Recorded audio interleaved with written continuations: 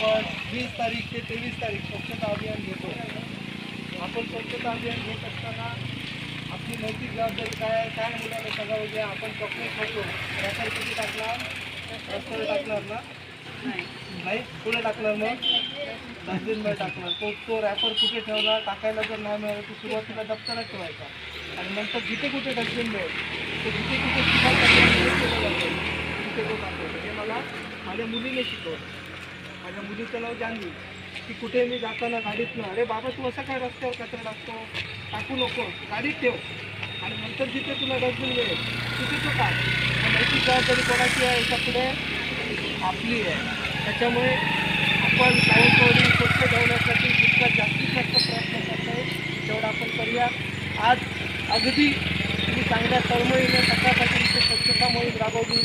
स्टाफचा मी खरोखरच या ठिकाणी आभार मानतो, कारण आज रविवार असो आपण आपली सुट्टी, हक्काची सुट्टी घालवून या ठिकाणी अगदी ग्राउंडवर ऑनफिल्ड आपण उतरून स्वच्छता मोहीम राबवण्यासाठी यशस्वी हातभार लावला.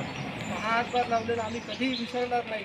सावंतवाडीच्या नगरपरिषदेच्या वतीने हे महास्वच्छता अभियान उद्या संपणार आहे. 23 तारखेला शिवोद्यानमध्ये याचा सांगता आहे. आपल्याला कळकळीची विनंती, आपण त्या ठिकाणी कोणी काही शक्य असेल तर तिथे पण यावं आणि उरलेला जो पार्ट आहे तो पार्ट क्लिअर करण्यासाठी मदत करावी. खूप खूप धन्यवाद. थँक्यू.